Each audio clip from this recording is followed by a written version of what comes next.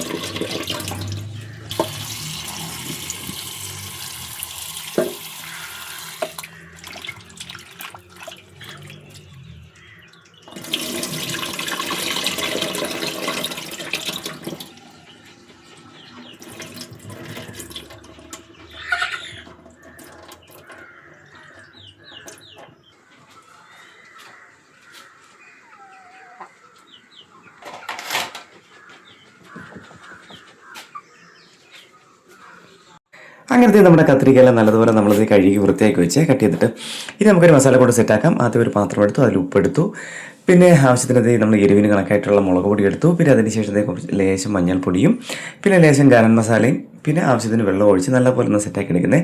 പിന്നെ കുഞ്ഞുമക്കൾക്കാണെങ്കിൽ എരിവ് മാക്സിമം കുറച്ച് സെറ്റാക്കി കൊടുക്കുക കേട്ടോ.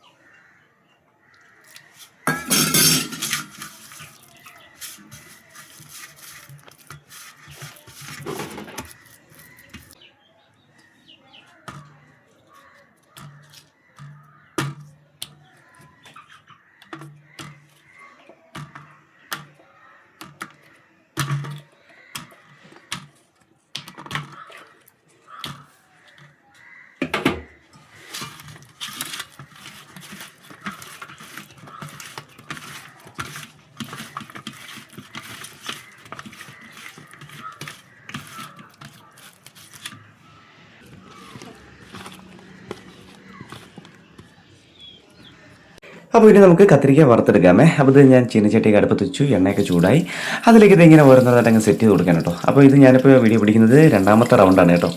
അതാണ് എണ്ണയ്ക്ക് ഒരു കുഞ്ഞ് കളർ വ്യത്യാസം വന്നത്. അപ്പോൾ ഇതുപോലെ വറുത്ത് അങ്ങോട്ട് ചൂടോടെ അങ്ങോട്ട് കോരി എടുത്ത് അങ്ങോട്ട് കുഞ്ഞുമക്കൾക്ക് കൊടുക്കുക, അവർക്ക് ഒരുപാട് ഇഷ്ടപ്പെടും കേട്ടോ.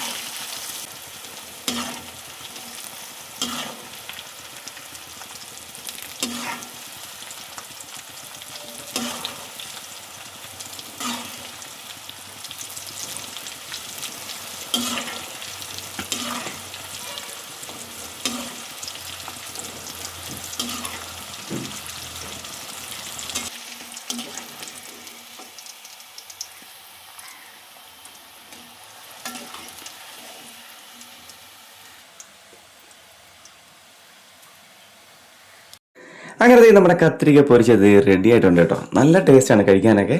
അപ്പോൾ ആരും ഇതൊരു വീട്ടിലിങ്ങനെ ട്രൈ ചെയ്തിട്ടില്ലെങ്കിൽ ഒന്ന് ട്രൈ ചെയ്ത് നോക്കുക. പിന്നെ മറക്കാതെ നമ്മുടെ കുഞ്ഞുമക്കൾക്ക് ഇത് ഉണ്ടാക്കി കൊടുക്കാൻ മറക്കല്ലേ കേട്ടോ. അതായത് ഈ ചൂടോടെ കഴിക്കുമ്പോൾ നല്ല ക്രിസ്പി ആയിരിക്കും. പക്ഷെ കുറച്ച് കഴിഞ്ഞാൽ അറിയാമല്ലോ, അതിൻ്റെ ചൂടൊക്കെ മാറുന്ന സമയത്ത് നമുക്ക് സാധാരണ ചോറിനൊക്കെ കഴിക്കാൻ പറ്റിയ ഒരു ഐറ്റമായി മാറും. അപ്പോൾ വീഡിയോ ഇഷ്ടപ്പെട്ട സപ്പോർട്ട് ചെയ്യുക. Okay, by.